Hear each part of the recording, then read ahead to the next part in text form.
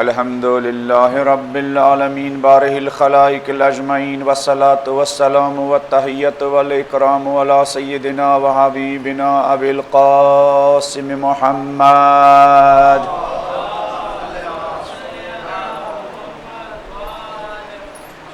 الذی بعث لیتمم مکارم الاخلاق وانہ لعلی خلق عظیم وعلى أهل بيته الطيبين الطاهرين المعصومين الذين أذهب الله عنهم الرجس وطهرهم تطهيرا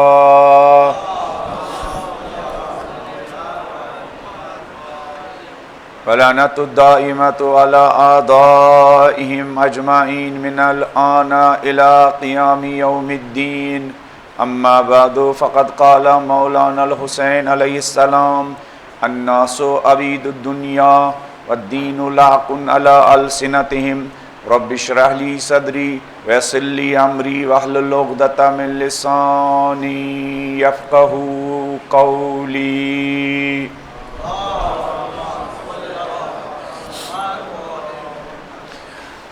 ہم سب کی زندگی مرہون منت ہے بہت سارے لوگوں کے احسانات کی، خاص کر ہمارے مرحومین، ہمارے والدین، اور ان سب کا بڑا احسان یہ ہے کہ انہوں نے ہم سب کو اس فرش اعزاز سے وابستہ کیا ہے۔ مولا حسین اور مولا حسین کے ساتھیوں کی محبت ہمارے دلوں میں ڈالی ہے، کربلا والوں کی محبت کو، ان کا عشق ہمارے دلوں میں پروان چڑھایا ہے۔ یہ وہ احسان ہے جس کا ہم صبح قیامت تک حق ادا نہیں کر سکتے ہیں۔ خدا اسی فرش اعزا کے صدقے، انہی مجالس کے صدقے، انہی آنسوؤں کے صدقے، اسی ذکر اہل بیت اور ذکر سید الشہداء کے صدقے ان سب کو کروٹ کروٹ جنت نصیب فرمائیں، ان سب کی قبروں کو نورانی فرمائیں۔ جس باپ نے ہاتھ پکڑ کر فرش اعزا پر آنے کے آداب سکھائے، اگر وہ قبر میں سو رہا ہو، خدا ان سب کو محمد و آل محمد کی شفاعت نصیب فرمائیں۔ جس ماں نے مولا حسین علیہ السلام کی محبت ہمارے دلوں میں ڈالی، اگر ایسی مائیں قبروں میں سو رہے ہوں، خدا ان سب کو مادر حسین فاطمۃ الزہرا کی شفاعت نصیب فرمائیں۔ زندگی بھر جن علماء سے ذکر اہل بیت، ذکر کربلا، سیرت کربلا، پیغام کربلا سنا، جن مرثیہ خانوں کا مرثیہ سنا، جن نوحہ خانوں کا نوحہ سنا، ان مجالس میں جو مومنین اہل بیت کی محبت میں خوشی خوشی نظر و نیاز اور تبرکات تقسیم کرتے اور ہم نے وہ کھائے ہو، ہم نے استفادہ کیا ہو، خدا ان سب کے مرحومین کو کروٹ کروٹ جنت نصیب فرمائیں۔ بانیان مجالس کے مرحومین کو بھی خدا کروٹ کروٹ جنت نصیب فرمائیں۔ اس عاشور خانے میں جو ہم بیٹھے ہیں، اس کے بنانے والے جو لوگ ہیں جنہوں نے اس میں کنٹریبیوشن کیا، خدا ان سب کے مرحومین کو بھی کروٹ کروٹ جنت نصیب فرمائیں۔ اپنے تمام مرحومین کی مغفرت کے لیے، بلندی درجات کے لیے، بانیان مجالس کے مرحومین کی مغفرت کے لیے، بلندی درجات کے لیے سب مل کر سورہ حمد کی تلاوت کرتے ہیں۔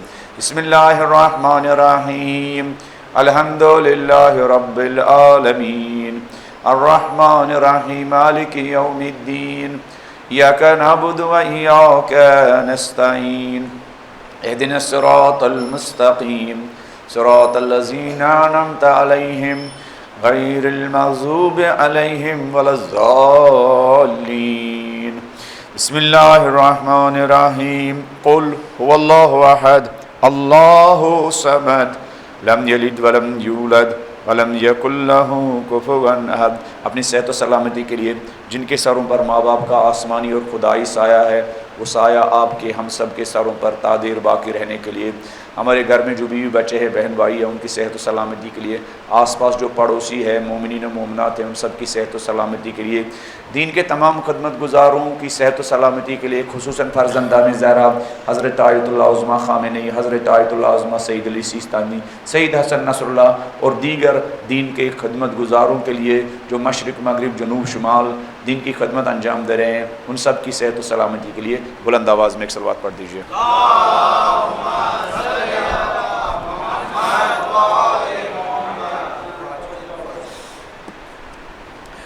موضوعی گفتگو ہے حق سے انحراف کے عوامل.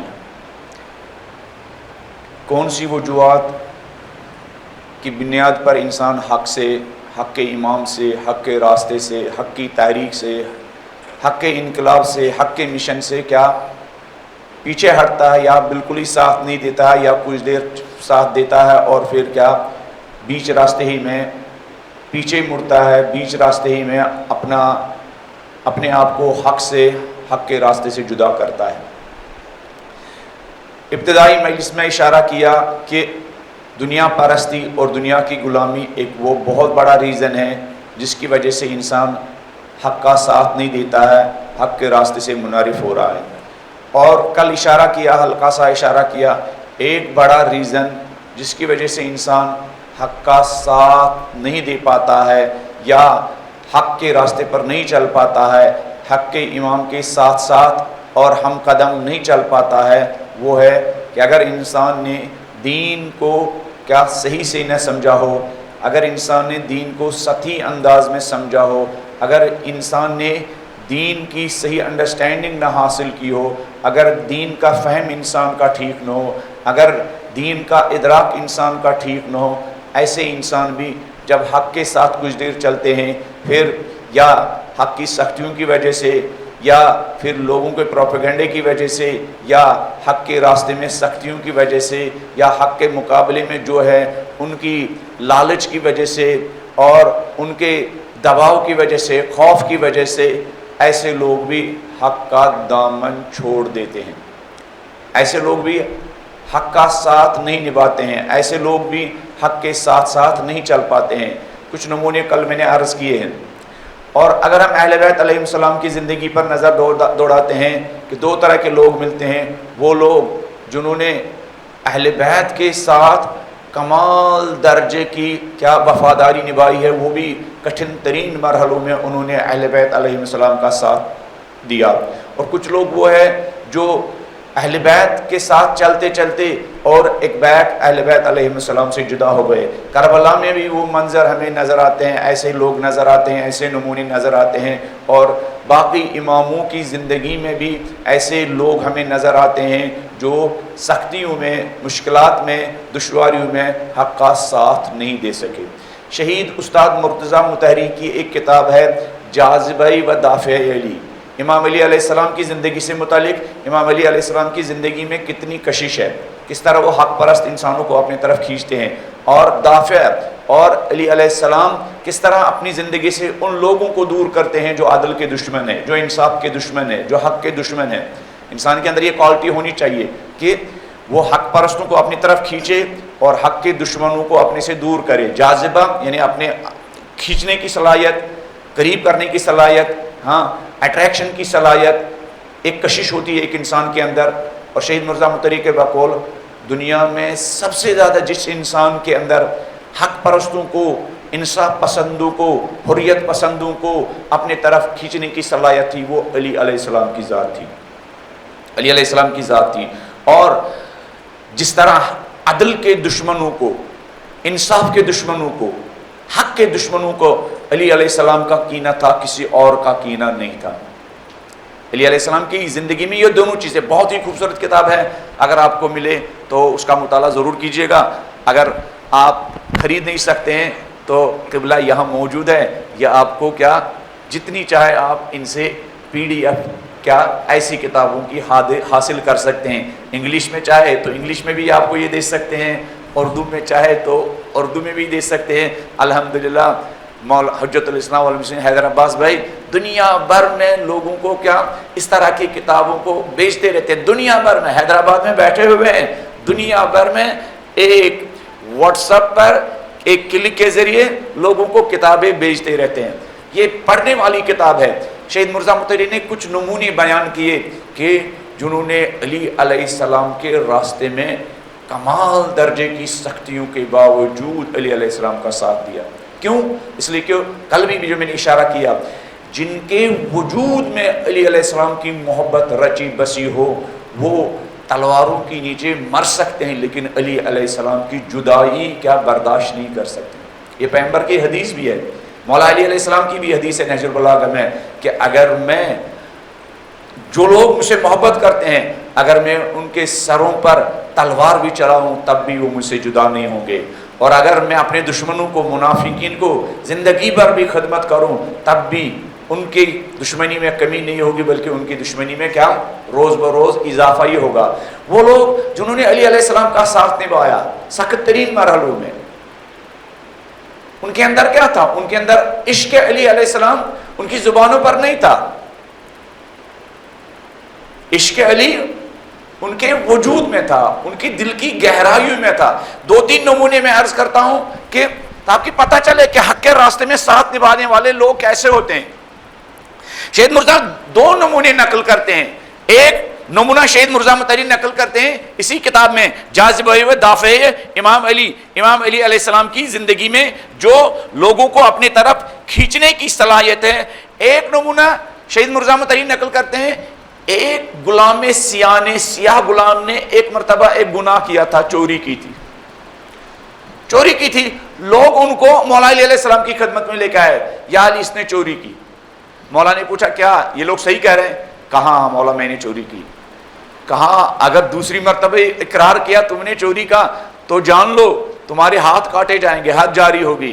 کہا مولا میں نے چوری کی، کہا میں نے چوری کی۔ جن کے وجود میں عشق علی، جن کے وجود میں دین کا شعور اور دین کا فہم، یہ جو عشق علی ہماری طرح زبانوں پر نہیں ہوتا ہے، جن کے وجود کی گہرائیوں میں یہ عشق علی، محبت اہل بیت ہوتی ہے، دیکھیں وہ کیسے لوگ ہوتے ہیں۔ کہا مولا میں نے جرم کیا ہے، میں نے چوری کی ہے۔ مولا نے کہا جا کے اس کا ہاتھ کاٹو۔ اس کا ہاتھ کاٹا گیا، اس نے وہ ہاتھ اٹھایا، باہر نکلا، ایک خارجی ملا، ابن قوا، وہ خارجی تھا، دشمن علی تھا۔ اس نے کہا چلو اسی بہانے اس کو علی سے دور کرتے ہیں۔ کہا یہ ہاتھ کس نے کاٹا؟ اس جو ہاتھ کاٹا گیا تھا اس سے خون بہ رہا تھا، اور بائیں ہاتھ میں اس کا وہ ہاتھ بھی تھا، کٹا ہوا ہاتھ بھی تھا۔ کہا ارے کس نے یہ ہاتھ کاٹا؟ کہا علی علیہ السلام نے کاٹا۔ کہا اچھا تم علی سے محبت بھی کرتے ہو، تمہارا ہاتھ بھی کاٹا؟ اچھا یہ نہیں کہا کہ کس نے، جب یہ کہا کس نے کاٹا تو اس نے پورا ایک ڈیٹیل، ایک اقتباس بیان کیا کہ جس نے میرا ہاتھ کاٹا اس کی کوالٹی کیا ہے۔ تاریخ نے وہ جملے لکھے، کہا میں بتاؤں کس نے میرے ہاتھ کاٹے ہیں؟ قطع یمینی سید الوسیین، یہ جو میرا ہاتھ کاٹنے والا ہے یہ کوئی عام انسان نہیں ہے، انبیاء کے جانشینوں کا سردار علی ہے جس نے یہ میرے ہاتھ کاٹے ہیں۔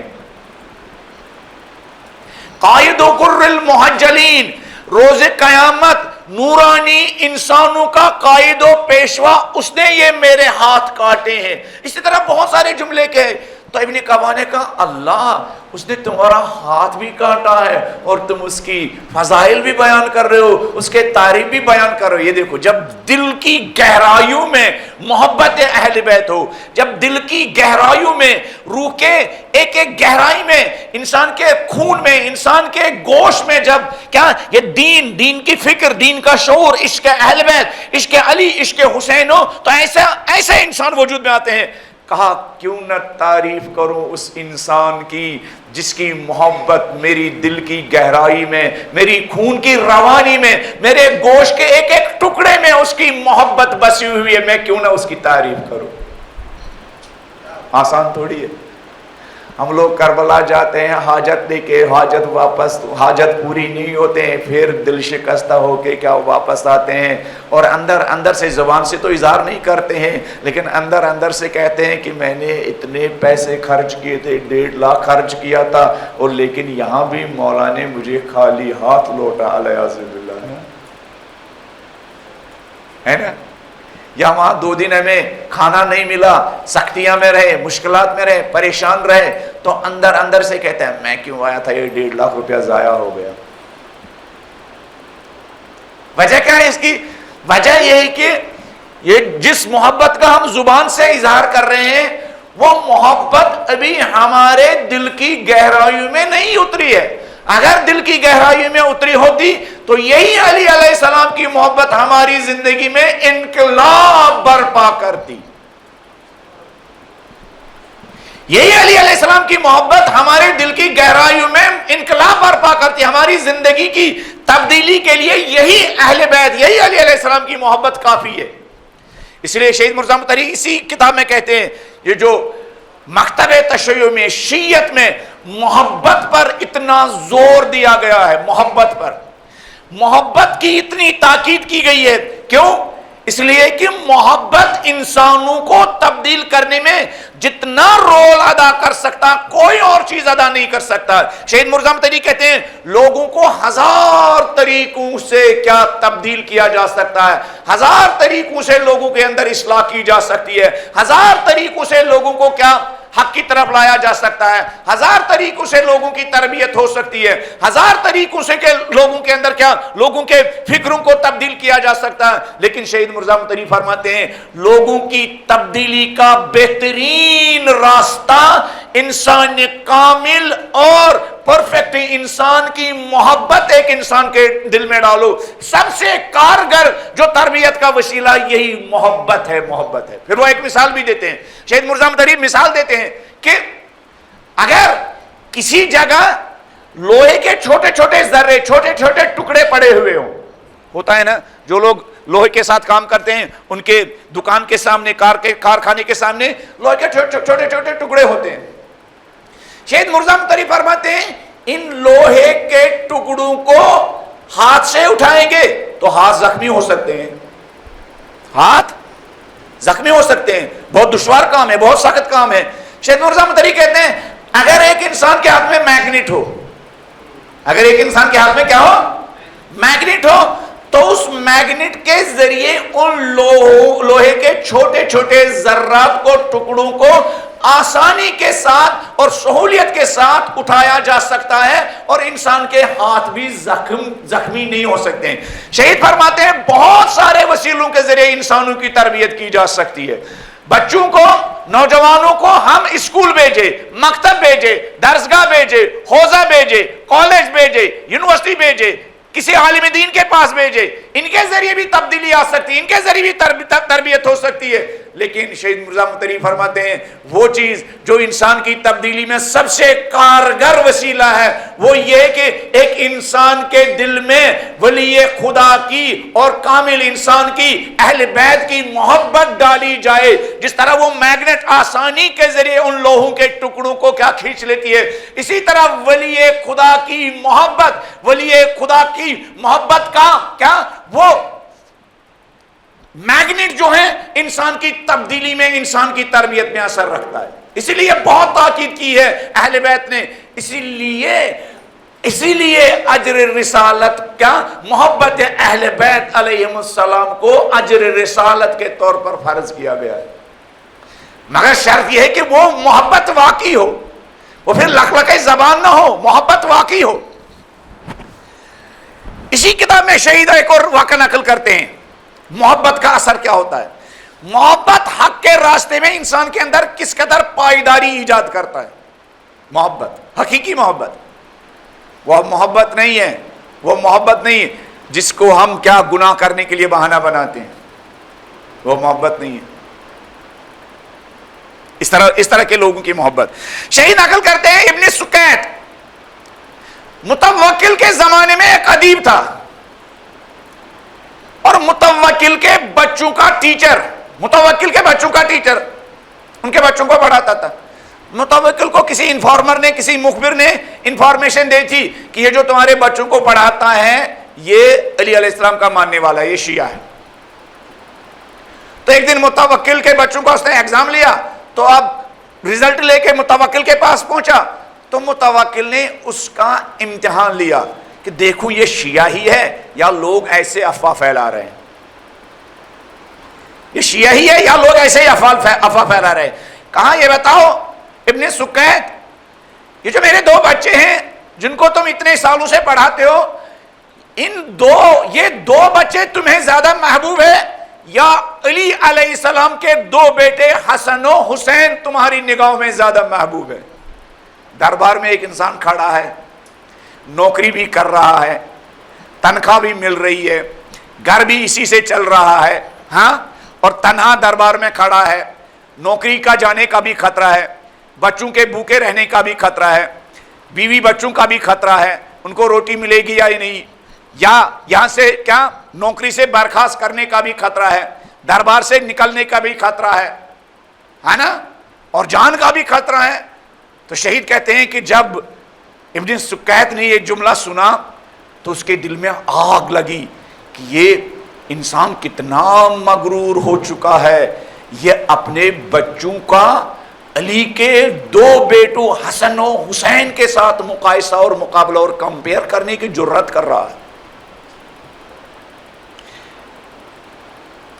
ضعیف دینداری ہوتی تو مسئلہ سمجھ کر ہاں آپ کے بچوں کا بھی کیا کہنا ہے نا. اکثر لوگ دین کو دنیا کو بچانے کے لیے چاپلوسی کرتے ہیں نا، ممبر پر بھی چاپلوسی کی جاتی ہے. آپ ایسا نہیں ہے کہ آپ صرف نیچے والے چاپلوسی کرتے ہیں، ممبر پر بھی بہت چاپلوسی کی جاتی ہے. نیچے بیٹھنے والے لوگوں کو اتنی چاپلوسی کی جاتی ہے، وہ سمجھتے ہیں بس فرش عزا پر 2 قطرے آنسو بہانا یہ کافی ہے، اصول دین فروع دین کو سمجھنا کیا ضروری نہیں ہے. ممبر پر بھی چاپلوسی. جب اس نے یہ سنا متوکل نے کہا یہ 2 بچے تمہیں زیادہ محبوب ہے، تمہاری نظروں میں زیادہ محبوب ہے، یا علی علیہ السلام کے 2 بیٹے حسن و حسین تمہاری نگاہوں میں محبوب ہے؟ تو برجستہ اس انسان نے جس کے دل کی گہرائیوں میں علی علیہ السلام کی محبت رچی بسی تھی، جس کی دل کی گہرائی میں علی اور آل علی کی محبت نے جڑ پکڑے تھے، روٹس دیے تھے، کہا متوکل کیا کہتا ہے، یہ تمہارے بچے حسن و حسین واللہ علی کا غلام قمر تمہارے ان 2 بچوں کے مقابلے میں میری نظروں میں زیادہ محبوب ہے نا. محبت علی چاپلوسی نہیں سکھاتی ہے، محبت علی حق گوئی و حق پرستی سکھاتی ہے. محبت علی صرف دنیا بچانا نہیں سکھاتی ہے، محبت علی جب دنیا اور آخرت میں ایک چیز بچانا ہو، محبت علی آخرت بچانے کا حوصلہ عطا کرتی ہے. محبت علی دنیا میں کیا معمولی سرمایہ حاصل کرنے کو بچانے کا سلیقہ نہیں سکھاتی ہے. محبت علی کے ذریعے انسان کو یہ حوصلہ ملتا ہے جب دنیا کے لوگوں کی داد اور تعریف ہو، درہم و دینار حاصل کرنا ہو اور علی علیہ السلام کی شفاعت حاصل کرنا ہو، علی علیہ السلام کی محبت کا حق ادا کرنا ہو. محبت علی جو دل کی گہرائیوں میں رچی بسی ہو، یہ محبت انسان کو اس 2 راہ میں اتنی رہنمائی کرتی ہے. انسان دنیا پر لات مارتا ہے لیکن محبت علی کا سودا نہیں کرتا ہے. اور ہوا کیا؟ متوکل نے اسی وقت حکم دیا اس کی زبان کاٹی جائے. اس زبان کاٹنے کا سلسلہ کہاں سے چلا ہے؟ قمبر سے چلا ہے. ابھی تک یہ سلسلہ جاری ہے. ان مدافعین حرم میں کتنے لوگوں کی زبانیں کاٹی گئی ہے، زبانیں کاٹی گئی ہے، اور آج بھی بہت سارے لوگوں کی زبانیں کاٹی جاتی ہے. زبانیں کاٹنے کا کیا مطلب ہے؟ یعنی آج بھی حق گوئی کی وجہ سے کچھ لوگوں کو ممبر پر بیٹھنے نہیں دیا جاتا ہے، حق گوئی کی وجہ سے، حق گوئی کی وجہ سے. تو کیا کریں ہم کہ ہم دین کے فہم کو، دین کو اپنی روح کی گہرائی میں اتارے؟ کیا کریں ہم تاکہ ہم دین کے ڈگر سے منحرف نہ ہو، تاکہ ہم دین کے راستے سے منحرف نہ ہو؟ کیا کرے؟ 1-2 نمونے میں نے کل آپ کی خدمت میں عرض کیے کہ پہلے ہے کہ دین کے معاملے میں ہمیں اپنے عقل و شعور کو استعمال کرنا ہوگا.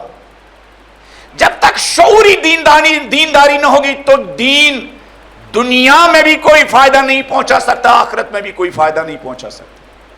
شعوری دینداری، اور شعوری دینداری حاصل کرنے کے لیے ہمیں دین کو صحیح سورس سے پڑھنا ہوگا، سمجھنا ہوگا.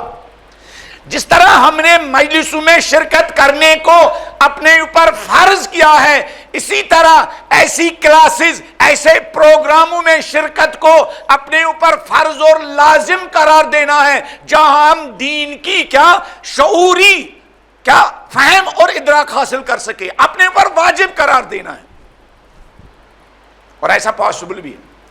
جس طرح 2-2.5 مہینے میں ہم گھر گھر مجلس کرنا فرض سمجھتے. میں نے کل یہاں خواتین کی کلاس بھی تھی، میں نے اس میں بھی کہا جس طرح ہماری بہنیں، جس طرح ہماری بیٹیاں، جس طرح ہمارے جوان، جس طرح ہمارے بچے، جس طرح ہمارے بزرگ ایام اعزا میں 2-3 مرتبہ گھروں میں مجلس کرنا اپنے اوپر لازم قرار دیتے ہیں، قرض لیتے ہیں، مجلس کرتے ہیں. سال بھر اگر ہم چاہتے ہیں کہ ہماری دینداری سطحی دینداری نہ ہو، وہ سطحی دینداری جس کو کوئی بھی استعمال کر سکتا ہے، جس کے ذریعے ہم نہ اپنا فائدہ کر سکتے ہیں، نہ سوسائٹی کا فائدہ کر سکتے ہیں، نہ ہم اپنی قبر کو کیا بچا سکتے ہیں، نہ ہم اپنے آخرت کو بچا سکتے ہیں، تو ضروری ہے ہم اپنے گھروں کو کلاس رومز میں تبدیل کریں.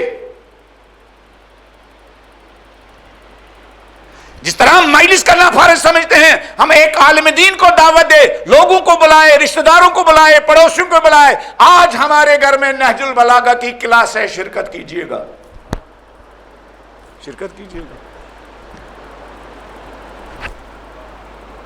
اصل میں یہ ایام اعزا کے، یہ جو ایام اعزا کے یہ مجلس ہے، یہ ایام اعزا یہ ہمیں بوسٹ کرنے کے لیے ہے، تاکہ ہم باقی مہینوں میں آمادہ ہو جائے. ہماری ذمہ داری ہے کیا، ہماری ریسپانسبلٹی کیا ہے. لیکن ہم ایام اعزا گزرنے کے بعد ہم سمجھتے ہیں ہماری ذمہ داریاں ختم ہو گئی. ان مجالس میں شرکت کا کانسیپٹ بھی ہمارا ٹھیک نہیں ہے. بجائے اس کے کہ ہم آئیں اور یہ سمجھے ہماری ذمہ داریاں کیا ہیں، سال بھر ہم شرکت کرنے آتے ہیں اور یہ سمجھتے ہیں کہ ہماری ریسپانسبلٹی اور ہماری ذمہ داریاں ختم ہو گئی. یہ بھی ایک غلط کانسیپٹ ہے.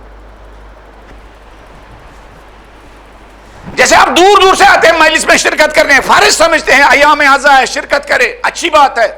اس لیے میں کہتا ہوں جن مرحومین نے ہمارے اندر یہ عادت ڈالی ہے ان کا حق ہے، ہمارا احسان ہے. لیکن ایام اعزا کے بعد آپ کی ذمہ داریاں شروع ہوتی ہے. آپ نے جو سیکھا ہے اس کا ایگزام شروع ہوتا ہے. آپ نے کچھ سیکھا بھی ہے یا نہیں؟ ان لوگوں کا تذکرہ جو دین کے معاملے میں سب کچھ قربان کرنے کے لیے تیار ہیں، آپ اس دین کے لیے وقت دینے کے لیے تیار ہے نہیں؟ آپ اس دین کے لیے اپنا گھر دینے کے لیے تیار ہے یا نہیں؟ آپ اس دین کے لیے اپنی انکم میں سے کچھ خرچ کرنے کے لیے تیار ہے یا نہیں؟ آپ اس دین کے لیے اپنے 24 گھنٹے میں کچھ خرچ کرنے کے لیے تیار ہے یا نہیں؟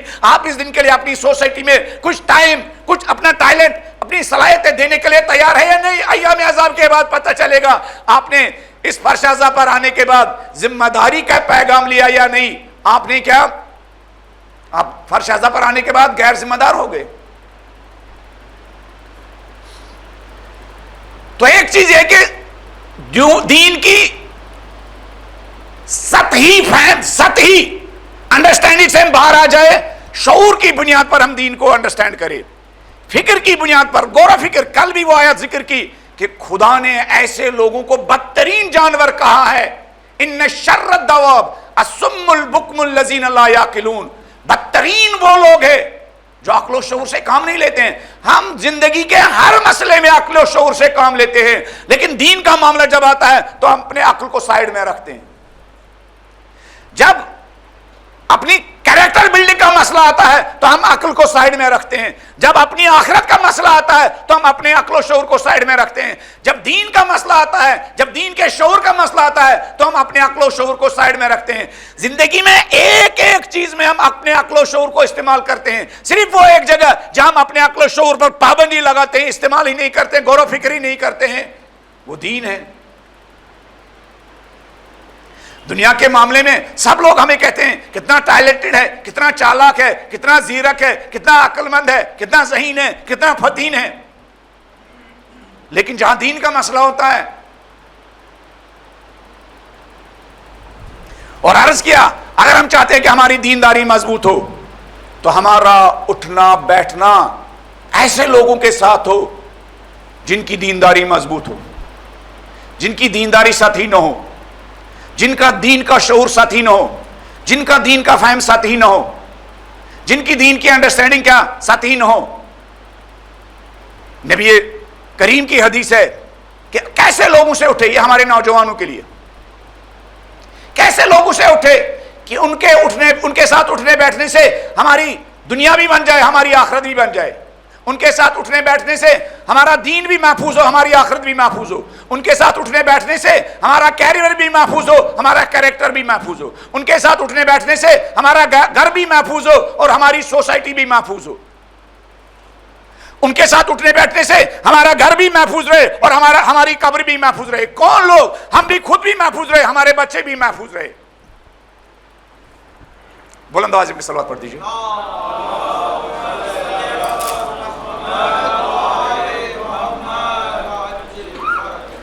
تو پیغمبر نے حضرت عیسیٰ سے حواریون نے سوال کیا یا روح اللہ من نجالس، کن کے ساتھ اٹھے بیٹھے؟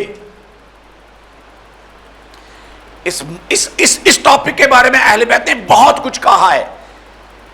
مثلا ایک حدیث ہے مجالست العلماء حیات القلوب، علماء کے ساتھ نشست و برخاست رکھنا، علماء کا ساتھ کے ساتھ بیٹھنا، علماء کو اپنے گھر بلانا، علماء کے پاس جانا، علماء کے ساتھ رابطہ رکھنا، علماء کے ساتھ کیا کنٹیکٹ کرنا، علماء کے ساتھ چائے پینا، علماء کے ساتھ سفر میں جانا، علماء کے ساتھ دو باتیں کرنا. امیر المومنین فرماتے ہیں مجالست العلماء حیات القلوب، علماء کے ساتھ اٹھنا بیٹھنا یہ دلوں کی زندگی ہے. کن کی زندگی ہے؟ اگر آپ چاہتے ہیں آپ کے دل مرنے سے بچ جائے اور آپ کا یہ دل زندہ رہے تو حدیث ہے علماء کے ساتھ اٹھو بیٹھو، علماء صالح کے ساتھ، علماء ربانی کے ساتھ. اگر وہ کچھ کہے بھی نہیں ان کے ساتھ اٹھنے بیٹھنے ہی سے آپ بہت کچھ سیکھیں گے. مجالست العلماء حیات القلوب. تو پیغمبر کی حدیث ہے کہ حضرت عیسیٰ کے حواریون نے، اصحاب نے، دوستوں نے ان سے سوال کیا یا روح اللہ من نجالس، اے روح خدا ہم کن کے ساتھ اٹھے بیٹھے، ہمارا رشتہ کن کے ساتھ ہو، ہمارا بزنس کن کے ساتھ ہو، ہم کلاس میں کس کے ساتھ اٹھے بیٹھے، ہم سوسائٹی میں کس کے ہمسایہ بنے، ہم کس کے ساتھ بزنس کرے، ہم کس کے ساتھ دوستی کرے، ہم کن کے ساتھ رشتہ کرے. فرمایا من یذکرکم اللہ رؤیتہ، پہلی چیز ایسے لوگوں کے ساتھ اٹھو بیٹھو جن کو دیکھنے سے تمہارے اندر خدا یاد آ جائے، بھولا ہوا خدا یاد آ جائے. اس کی تھوڑی سی وضاحت کی میں نے کل. کچھ لوگ واقعاً ایسے ہوتے ہیں جن کو دیکھ کر دین یاد آتا ہے، جن کو دیکھ کر آخرت یاد آتی ہے، جن کو دیکھ کر قبر یاد ہوتی ہے، جن کو دیکھ کر انسان اپنی اصلاح کرنے کے لیے مجبور ہوتا ہے. من یذکرکم اللہ رؤیتہ، جن کو دیکھو تو خدا یاد آ جائے، انسان کو یہ پتہ چلے، انسان کے اندر یہ احساس جاگ جائے بھائی خدا ہے اور وہ خدا دیکھ رہا ہے.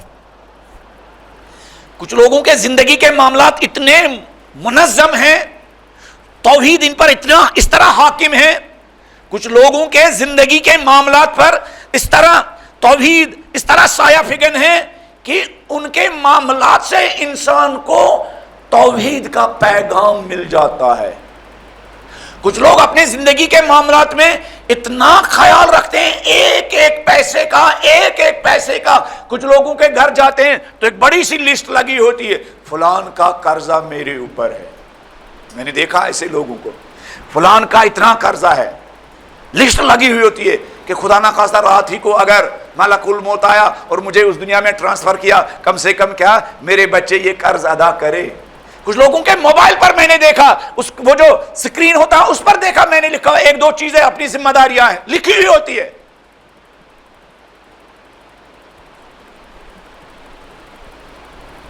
من یذکرکم اللہ رؤیتہ، جن کو دیکھو تو بھولا ہوا خدا یاد آ جائے. پھر وَيَزِيدُ فِي عِلْمُكُمْ مَنْطِقُ، اگر ہم چاہتے ہیں کہ ہم سطحی دینداری سے باہر آ جائے، اگر ہم چاہتے ہیں،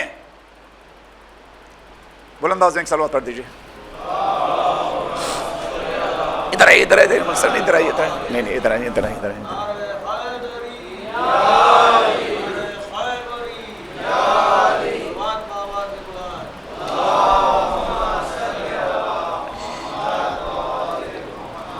اگر ہم چاہتے ہیں ہم اس سطحی دینداری سے باہر آ جائے، دین ہمارے رگ و ریشے میں پیوست ہو، دل کی گہرائیوں میں پیوست ہو، اور زندگیوں کی سختی میں حق کے راستے میں جو سختیاں ہوں وہ سختیاں دیکھ کر ہم حق سے منحرف نہ ہو، حق کا ساتھ نہ دیں، حق کا ساتھ نہ چھوڑے، تو کیا کرے؟ فرمایا من یذکر یا روح اللہ من نجالس، قال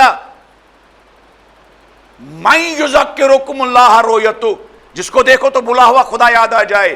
وَيَزِيدُ فِي عِلْمِكُمْ مَنْطِقُ، جس کو جو باتیں کرے تو تمہارے علم میں اضافہ ہو جائے، جو باتیں کرے اس کی باتوں میں دانائی ہو، اس کی باتوں میں حکمت ہو، اس کی باتوں میں وزڈم ہو، اس کی باتوں میں آخرت ہو، اس کی باتوں میں دینداری ہو، اس کی باتوں میں کیا آخرت ہو، اس کی باتوں میں جگہ جگہ علیہ السلام کی ریفرنس ہو کہ جب وہ بات کرے تو کنٹینیوسلی میرے علم میں اضافہ ہوتا رہے.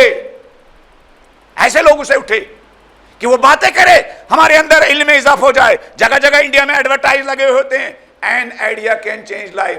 ایک آئیڈیا زندگی کو کیا چینج کر سکتا ہے. یہ آئیڈیا تو زندگی میں چینج نہیں لا سکتے ہیں, چینجنگ لاتے بھی ہیں تو نیگیٹو چینجنگ لاتے ہیں. وہ آئیڈیا جو ہماری زندگی میں صحیح معنوں میں چینجنگ لا سکتا ہے, وہ علم. اگر آپ کے پڑوس میں, اگر آپ کے سرکل میں کوئی ایسا دوست ہے جگہ جگہ نہج البلاغہ کی ریفرنس دیتا ہے, تو اگر وہ آپ سے دور بھی بھاگے, دوستی بھی نہ کرنا چاہیے, آپ اس کے پیچھے لگ جائیے, اس لیے کہ اس کے علم سے آپ کو بھی نجات ملے گی.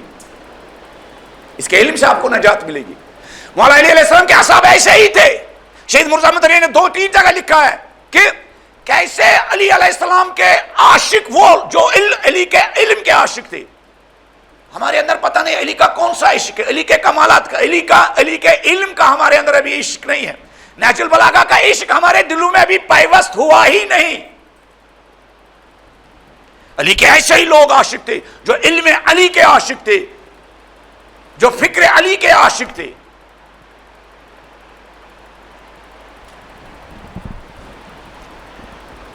تیسری چیز, کن لوگوں سے اٹھے بیٹھے,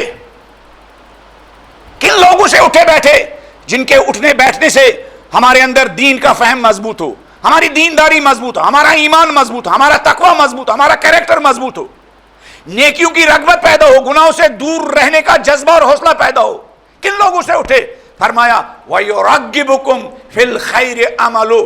ایسے لوگوں کو دوست بناؤ, ایسے لوگوں کو رشتہ دار, ایسے لوگوں کے ساتھ رشتہ کرو, ایسے لوگوں کو اپنے بزنس میں پارٹنر بناؤ, ایسے لوگوں کے کیا ہمسائیگی میں مکان لو, ایسے لوگوں کو اپنا پڑوسی بناؤ, ایسے لوگوں کو گھر بلاؤ, ایسے لوگوں کے گھر جاؤ کہ جن کا عمل تمہارے اندر نیک کام کرنے کا جذبہ ابھارے. وَيُرَغِّبُكُمْ فِي الْخَيْرِ عَمَلُ. جو عمل کرے تو تمہارے اندر بھی نیک کام کرنے کا جذبہ پیدا ہو جائے. آپ ایک دوست کے گھر گئے ہوئے تھے, اذان ہوئی, آپ نے دیکھا وہ کھڑا ہو گیا اور وضو کرنے لگا اور نماز مصلی بچھایا, تو آپ کو بغیر کہے ہوئے آپ کے دوست نے میسج دیا, نماز اول وقت پڑھنی چاہیے. اب ایک دوست کے ساتھ جا رہے تھے, یہاں سے نیو سٹی جا رہے تھے, گاڑی میں جا رہے تھے, کار میں جا رہے تھے, راستے میں ایک صاحب نے ہاتھ بھی نہیں دیا, لیکن اس نے دیکھا یہ ضعیف آدمی ہے, اس نے دیکھا یہ کمزور آدمی ہے, اس نے دیکھا یہ ایک عورت ہے, اس کے بغل میں ایک بچہ بھی ہے, فوراً گاڑی سٹاپ کی, گاڑی روکی اور اس سے کہا آ جاؤ ماں, آ جاؤ بہن, کہاں جانا ہے. اور جو آپ اس کی گاڑی میں بیٹھے ہوئے, آپ کو ایک میسیج مل رہا, اللہ, بغیر ہاتھ دیے ہوئے بھی لوگوں کو کیا گاڑی پر سوار کیا جا سکتا ہے. نیک کام کرنے کے لیے ضروری نہیں ہمیں لوگ کہیں ہماری مدد کرو. علی والا جب دیکھتا ہے کوئی حاجت مند ہے, کوئی ضرورت مند ہے جس کے اندر دین کی صحیح انڈرسٹینڈنگ ہو, وہ ان کو سہارا دینے کے لیے, مدد کرنے کے لیے ان کے کہے بغیر ان کے پاس جاتا ہے. اگر کوئی آپ کے رشتہ داروں میں کوئی ایسا ہے, اگر آپ کے سرکل میں کوئی ایسا ہے, نبی فرماتے ہیں کہ ایسے لوگوں کے ساتھ اٹھو اور بیٹھو. ایسے لوگوں کے ساتھ اٹھو بیٹھو گے تو اثر کیا ہوگا؟ تمہارے اندر دین کے ویلیوز جڑ پکڑیں گے, تمہارے اندر دین کے اقدار جڑ پکڑیں گے, تمہارے اندر یہ دین جو ہے نا, یہ تمہارے رگ و ریشے میں, دل کی گہرائی میں یہ دین اتر جائے گا. ورنہ اگر آپ نے دیکھا ایسے آپ لوگوں کے ساتھ اٹھنا بیٹھنا جو سارے آفس میں اعلان پہلے ہی کر کے رکھتے ہیں, دیکھو نماز اول وقت نہیں ہے, نماز مغربین کے قریب 10 منٹ پہلے کیا وضو کریں گے اور ایک ساتھ کیا ظہرین اور مغربین کی نماز ادا کریں گے. فی الحال کام کو نپٹا لیتے ہیں. فی الحال ایسے لوگوں کے لیے شہید رجائی ایران کے ایک صدر تھے, شہید بھی ہوئے تھے, 6 مہینے تک ایران کے صدر تھے. وہ کہتے تھے بنماز نگید کار دارم بکار بگید وقت نماز است. کام نماز سے مت کہو میں فی الحال مصروف ہوں, بلکہ کام سے کہو نماز کا وقت آن پہنچا ہے, نماز کا وقت آن پہنچا ہے. تو اگر ہم چاہتے ہیں کہ ہمارے دلوں کے اندر دین سرایت کر جائے, دین اپنے جڑ پکڑے, ہماری دل کی گہرائی میں, ہماری روح کی گہرائی میں دین کے روٹس مضبوط ہو, ایک تو دین کا شعوری انڈرسٹینڈنگ بہت ضروری ہے. پھر ایسے لوگوں کے ساتھ اٹھنا بیٹھنا جن کی دینداری مضبوط ہو, جن کی دینداری مضبوط ہو, جن کے اندر یہ کوالٹیز پائی جاتی ہو. ایک اور چیز جس کی طرف علماء اشارہ کرتے ہیں کہ اگر آپ چاہتے ہیں کہ آپ کے اندر دینداری مضبوط ہو، آپ کا ایمان مضبوط ہو، اور آپ چاہتے ہیں کہ آپ کے اندر دین ثابت ہو، تو ضروری ہے کیا؟ ضروری ہے، کوئی چارہ نہیں ہے، کوئی چارہ نہیں ہے۔ علماء فرماتے ہیں، آیت اللہ جوادی عاملی فرماتے ہیں، سارے علماء فرماتے ہیں، یہ حدیث ہے کہ آپ کی زندگی میں ان دعاؤں کے ساتھ مضبوط رشتہ ہونا چاہیے، قرآن کے ساتھ آپ کا مضبوط رشتہ ہونا چاہیے، صبح شام آپ کا قرآن کے ساتھ مضبوط اور سٹرانگ کنیکشن ہونا چاہیے، صبح شام آپ کنٹینیوسلی اس قرآن کے ساتھ اپنا رابطہ مضبوط کریں۔ جن لوگوں کا قرآن کے ساتھ اور معصومین علیہ السلام کی ان دعاؤں کے ساتھ مضبوط رشتہ تھا، وہ آہستہ آہستہ اس قرآن کی برکت سے، آیت اللہ جوادی عملی لکھتے ہیں کہ کبھی کبھی کچھ لوگ، لاسٹ ٹائم میں نے امام خمینی کی بات کہی تھی، میں نے کل آیت اللہ جوادی عملی کا بھی یہ جملہ سنا، اگر قرآن سمجھ میں بھی نہ آ جائے پھر بھی قرآن کی تلاوت کرتے رہو، یہ قرآن کی تلاوت آپ کے ایمان پر اثر ڈالے گی، یہ قرآن کی تلاوت آپ کے کردار پر اثر ڈالے گی، یہ قرآن کی تلاوت آپ کی دین کے فہم پر اثر ڈالے گی، یہ قرآن کی تلاوت آپ کی دینداری پر اثر ڈالے گی، یہ قرآن کی تلاوت آپ کی انڈرسٹینڈنگ پر اثر ڈالے گی، یہ قرآن کی تلاوت آپ کے شب و روز کی، دن بھر کی، رات بھر کی ایکٹیویٹیز پر اثر ڈالے گی۔ اگر آپ چاہتے ہیں اس سطحی دینداری سے باہر آ جائے، جو سطحی دینداری انسان کسی کا کوئی فائدہ نہیں پہنچاتا، اپنے ہی اگینسٹ وہ دینداری استعمال ہوتی ہے، دنیا بھی تباہ ہو جاتی ہے، آخرت بھی تباہ ہو جاتی ہے، اگر آپ چاہتے ہیں اسے باہر آ جائے تو ضروری ہے کہ قرآن کے ساتھ آپ کا رشتہ مضبوط ہو۔ تعجب کریں گے مولا حسین کے ساتھ جو چھوٹی جماعت تھی، اگر ایک مرتبہ ایک تحقیق کی جائے کربلا کے شہیدوں کا قرآن کے ساتھ رشتہ، اگر ہلکی سی تحقیق کی جائے قرآن کے ایک ایک شہید کا قرآن کے ساتھ رابطہ، ابھی آپ کے کچھ دوست شاید کربلا میں موجود ہوں گے، یا اگر نہیں ہوں گے ابھی اربعین کے لیے بہت سارے لوگوں نے اپنے پاسپورٹ دیے ہوں گے، خدا آپ کو ہم سب کو اربعین میں وہ اربعین کی زیارت ہم سب کو نصیب فرمائیں۔ اگر آپ خود جا رہے ہیں تو ٹھیک، اگر نہیں تو جو آپ کا دوست جا رہا، رشتہ دار جا رہا، اسے کہیے گا کہ مولا حسین کے روزے پر جانے کے بعد حبیب ابن مظاہر کی قبر پر مجھے لائیو ایک ویڈیو دکھائیے گا، اس قبر پر مولا حسین کا وہ جملہ لکھا ہوا ہے جو مولا حسین علیہ السلام نے جب حبیب شہید ہو رہے تھے اس کے حبیب کے بدن پر وہ جملہ کہا تھا۔ اس سے اندازہ ہوتا ہے کہ کربلا والوں کا قرآن کے ساتھ کتنا سٹرانگ کنیکشن تھا۔ وہ جملہ یہ لکھا ہوا، ابھی بھی لکھا ہوا وہ جملہ، جو چادر چڑھی ہوئی ہے حبیب کی قبر پر، اس چادر پر مولا حسین کا وہ جملہ لکھا ہوا، للہ درک یا حبیب لقد کنت تختم القرآن فی لیلۃ واحدہ، حبیب خدا تم پر رحم کرے تو ان دوستوں میں سے تھا جو ایک رات میں پورا قرآن ختم کرتا تھا۔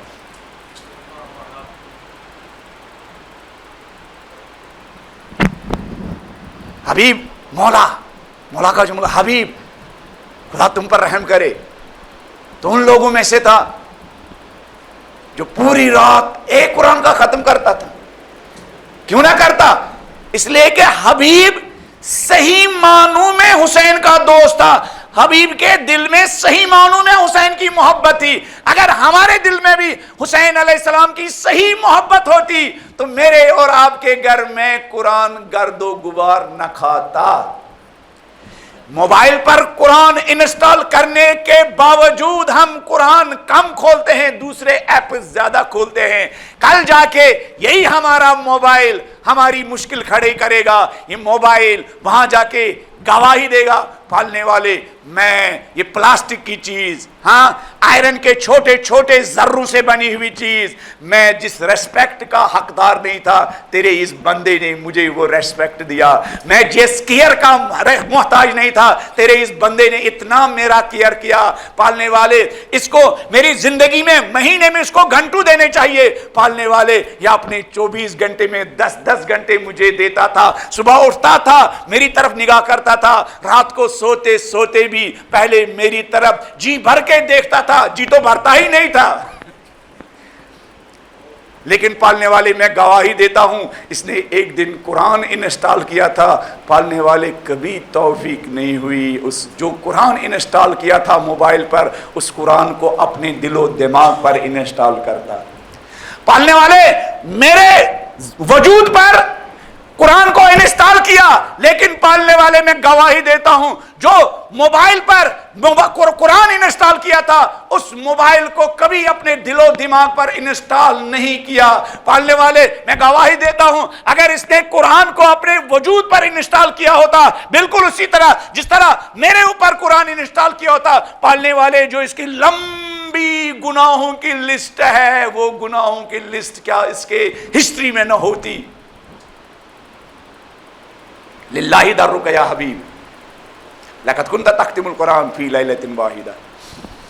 اور ہمارے زمانے میں جن لوگوں نے حق کا ساتھ نبھایا، زندگی کی تمام سختیوں کو جھیلا لیکن حق کا ساتھ نہیں چھوڑا، یہ خمینی کے سولیجر۔ مجھے نہیں پتا لاسٹ ٹائم یہاں یا کسی اور جگہ میں نے ایران کے پیٹرولیم کے وزیر شہید مہندس تندگویان، انجینئر تندگویان، یہ ایران عراق وار کے دوران ایران کے بارڈر کا جائزہ لینے کے لیے گئے، ان کا چاروں طرف سے گھیرا ہوا، ان کو کڈنیپ کیا گیا اور پھر یہ صدامیوں کے جیل میں چلے گئے۔ ایران کے ایک عالم دین ابو ترابی جنہوں نے جیل میں جو ایرانی تھے ان پر بہت زیادہ تربیت کی تھی، بہت جیلوں میں ان کو آمادہ کیا تھا، تربیت کی۔ تربیت صرف دینی نہیں کی، صرف قرآن نہیں سکھایا، صرف نہج البلاغہ نہیں سکھایا، ان کو یہ بھی کہا بچوں یہاں سے جانے کے بعد ہمیں انقلاب کا کوئی نہ کوئی کیا بوجھ، کوئی نہ کوئی ذمہ داری شانوں پر لینی ہے۔ اگر کوئی انگلش جانتا ہے وہ اپنے دوستوں کو انگلش سمجھائے، اگر کوئی جرمن لینگویج جانتا ہے وہ اپنے دوستوں کو جرمن لینگویج سمجھائے، اگر کوئی عربی جانتا ہے وہ اپنے دوستوں کو کیا، جس کے اندر جو صلاحیت ہے وہ دوسروں کو سکھائے۔ تو اس نے جیل کو کلاس روم میں تبدیل کیا تھا، اس نے جیل کو کیا کیا تھا، انہوں نے جیلوں کو کلاس روم میں تبدیل کیا اور ہمارے کلاس روم ہماری بربادی میں تبدیل ہو چکے ہیں۔ تو یہ ابو ترابی صاحب کہتے ہیں اس جیل میں ایک مرتبہ میرے کانوں سے آواز ٹکرائی تھی، صبح شام بلند آواز میں قرآن پڑھنے کی آواز آ رہی تھی۔ غور سے سنیے گا لاسٹ بات میری، بلند آواز میں حق پرست انسانوں جنہوں نے حق کے راستے میں کیا قربانیاں دی، خون کے نذرانے پیش کیے، ان کے درجات بلند ہیں، ان کے بلندی درجات کے لیے ان تمام حق پرستوں کو محمد و آل محمد اور کربلا کے شہیدوں کی شفاعت نصیب ہونے کے لیے، اور ان تمام لوگوں کی شفاعت ہم سب کو، آپ سب کو، ہمارے بیوی بچوں ماں باپ کو نصیب ہونے کے لیے بلند آواز میں ایک صلوات پڑھ دیجیے۔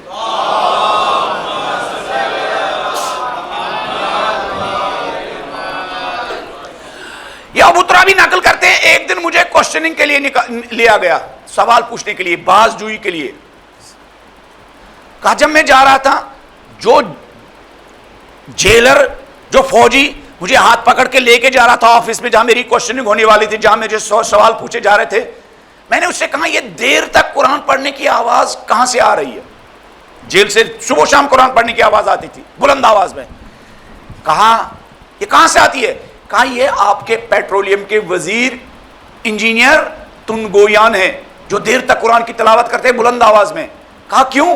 کہا جب ہم ان پر ٹارچر کرتے ہیں، جب ان پر تشدد کرتے ہیں، جب ہم ان کا انٹروگیشن کرتے ہیں اور پھر یہ کمرے میں جا کر بلند آواز میں قرآن کی تلاوت کرتے ہیں۔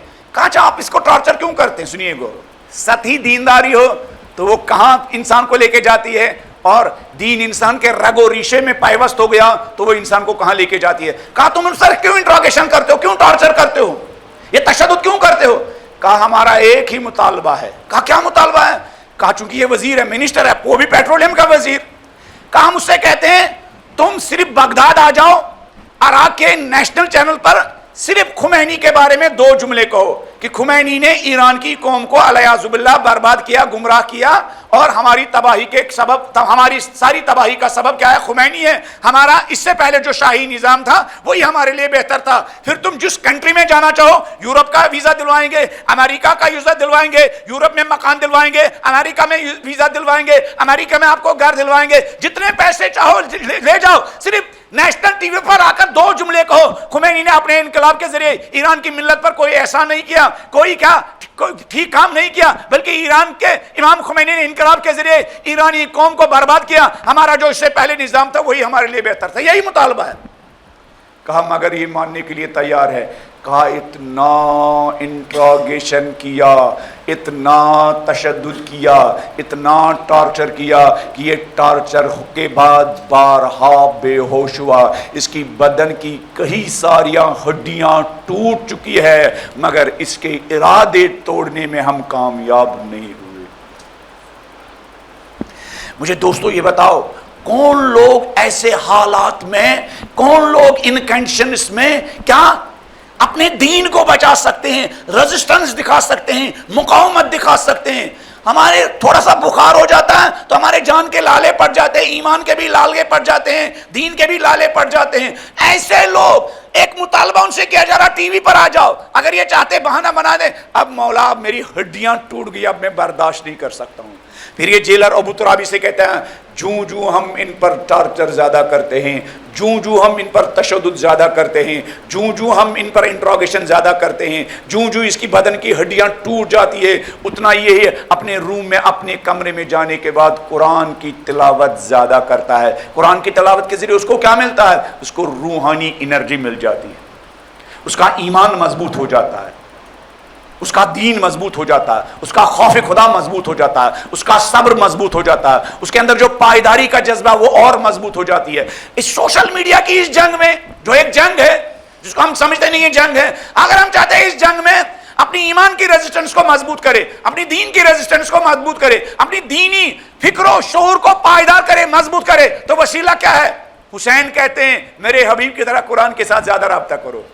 خمینی کا یہ سولجر کہتا ہے میری طرح اگر چاہتے ہو سوشل میڈیا کے مقابلے میں اس بے حیا دنیا میں اگر چاہتے ہو اپنے دین کو مضبوط کرو، اتنا مضبوط کہ حق سے کسی بھی صورت میں منحرف نہ ہو، تو اس کا ایک وسیلہ ہے قرآن کے سائے میں پناہ لو۔ قرآن کے سائے میں پناہ لینے کا مطلب کیا ہے؟ اس قرآن کے ساتھ اپنا رشتہ مضبوط کرو، بالکل اسی طرح جس طرح فرزند زہرا نے شب عاشورہ اپنے ساتھیوں کو قرآن کے ساتھ اپنا رابطہ، اپنا رشتہ مضبوط کرنے کے لیے مہلت مانگی تھی۔ وہ مہلت کیوں مانگی گئی تھی؟ وہ مہلت اس لیے نہیں مانگی گئی تھی، شب عاشورہ میں جو مہلت مانگی گئی تھی وہ مہلت اس لیے نہیں مانگی گئی تھی تاکہ رات کے اندھیرے میں کیا پانی کی سبیل کی جائے، وہ مہلت اس لیے مانگی گئی تھی۔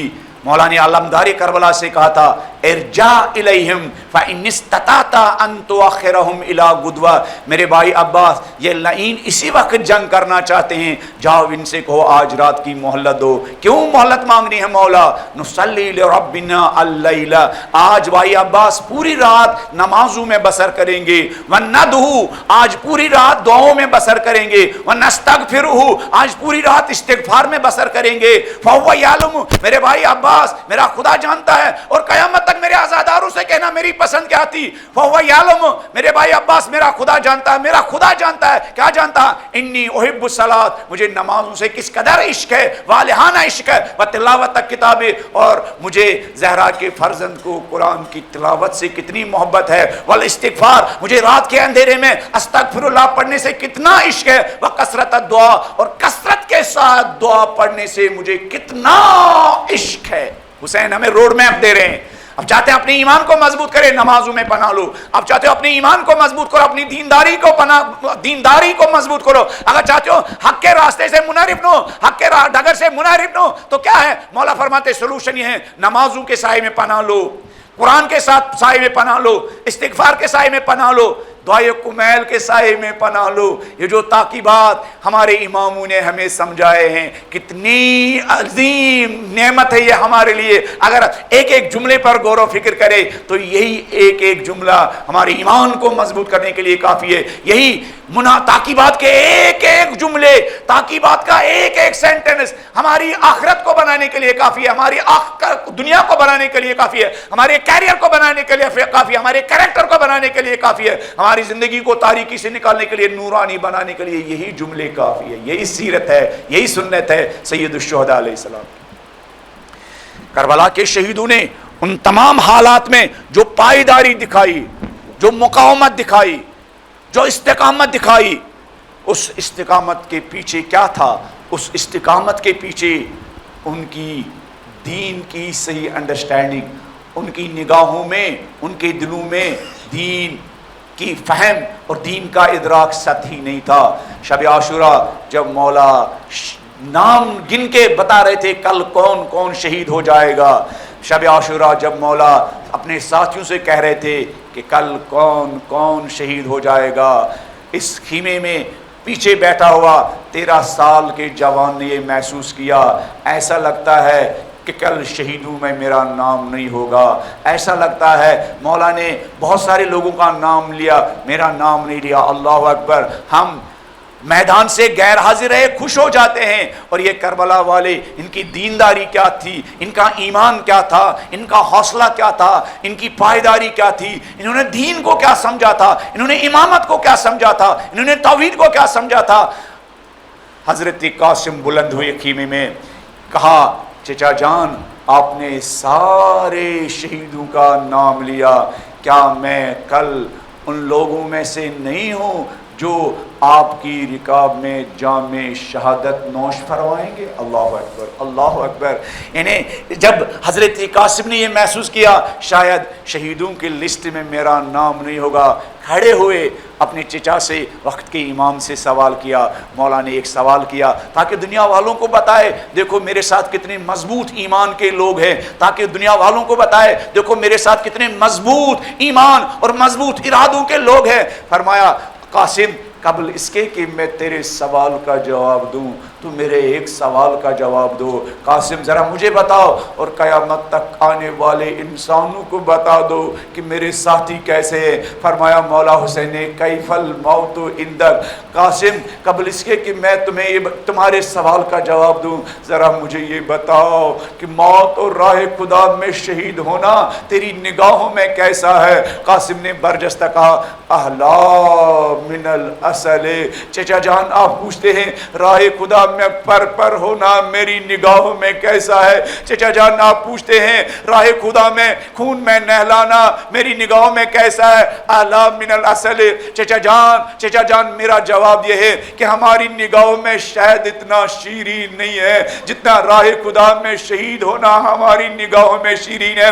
چچا جان ہماری نگاہوں میں شاید اتنا میٹھا نہیں ہے جتنا راہ خدا میں شہادت کا جام پینا ہماری نگاہوں میں میٹھا ہے۔ جب مولا نے قاسم کے زبانی دنیا والوں کو بتا دیا میرے بچے کیسے ہیں، میرا خاندان کیسا ہے، میرا ساتھی کیسے ہے، تو مولا حسین نے کہا ہاں قاسم کل تو بھی شہیدوں میں سے ہوگا، کل تو بھی شہادت کا جام پیے گا۔ اللہ اکبر۔ پھر روز عاشورہ جب ایک ایک کر حسین علیہ السلام کا ساتھی مولا حسین کی خدمت میں اس جہاد کے لیے آتے تھے، ایک مرتبہ جب حضرت قاسم کی نوبت آئی، حضرت قاسم کی جب نوبت آئی اپنے چچا سے اجازت دینے کے لیے نقل کیا علماء نے، شہید مرزا مطہری نے بھی لکھا ہے جب مولا حسین کی خدمت میں حضرت قاسم آئے تو تاریخ نے لکھا ہے مولا حسین نے حضرت قاسم کو گلے سے لگایا اور دونوں چچے بھتیجوں نے زار زار گریہ کیا۔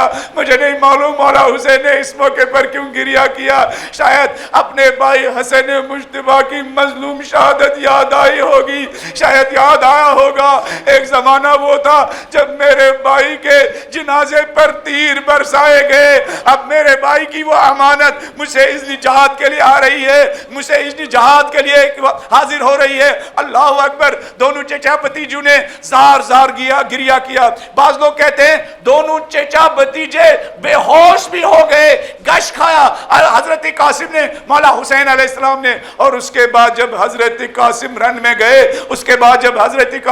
میں گئے، ایک مرتبہ جب لعینوں نے حضرت قاسم پر حملہ کیا، تاریخ نے لکھا جب حضرت قاسم زمین کربلا پر گرے مولا حسین کو آواز دی یا اماں، اے میرے چچا جان میری مدد کو آئیے۔ تاریخ نے لکھا حسین علیہ السلام اتنی تیزی کے ساتھ حضرت قاسم کی طرف دوڑے، جو حضرت قاسم کے بدن کے ارد گرد جو لعین تھے، جو ظالم تھے، ان گوڑوں کے ٹاپوں کے نیچے حضرت قاسم علیہ السلام کا بدن پامال ہوا، ایک گرد و غبار اٹھا، حضرت قاسم کا بدن دکھائی نہیں دے رہا تھا۔ جب وہ گرد و غبار بیٹھا، حسین نے جب حضرت قاسم کا حال دیکھا، حسین نے کہا ارے میرے بھتیجے، میں جو مدد کے لیے پکارا تھا میں اس وقت آیا جب میرے آنے سے تمہاری کوئی مدد نہیں ہو سکی۔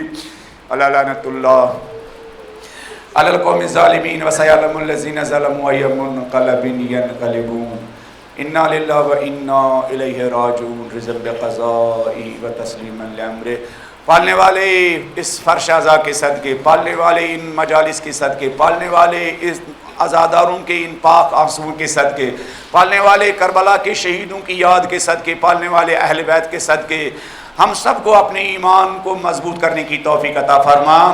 پالنے والے جس طرح کربلا کے شہیدوں نے حق کے راستے میں پائیداری دکھائی، پالنے والے حق کے راستے میں پائیداری دکھانے کی توفیق عطا فرما۔ پالنے والے دین کو شعور کے ساتھ، تدبر کے ساتھ، تفکر کے ساتھ سمجھنے کی توفیق عطا فرما۔ پالنے والے جن مرحومین نے ہمیں فرش اعزاز سے آشنا کیا، پالنے والے ان سب کو کروٹ کروٹ جنت نصیب فرما۔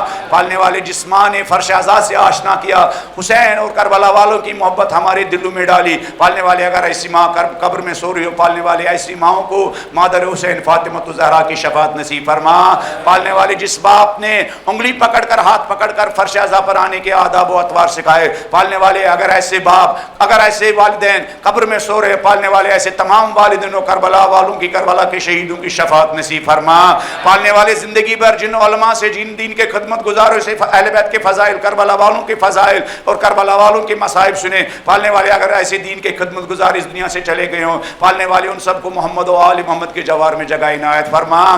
پالنے والے ان مجالس میں جن مرثیہ خانوں کا مرثیہ، جن نوا خانوں کا نوا، جن مومنین و مومنات کے ہاتھ پسینے کی کمائی کا تبرک اور نیاز کھاتے ہیں، پالنے والے ان سب کے مرحومین کو کروٹ کروٹ جنت نصیب فرما۔ پالنے والے ایسی زندگی جو زندگی امام زمانہ کے کام آئے، ایسی زندگی بسر کرنے کی توفیق عطا فرما۔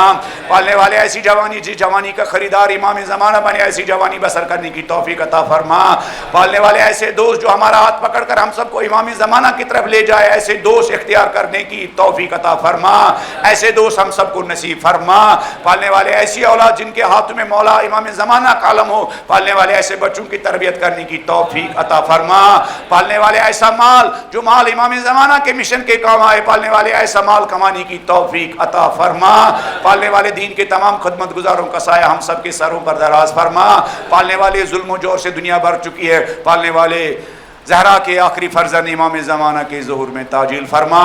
پالنے والے ہم سب کو امام زمانہ کے آوان و انصار میں شامل ہونے کی توفیق عطا فرما۔ ماتم حسین۔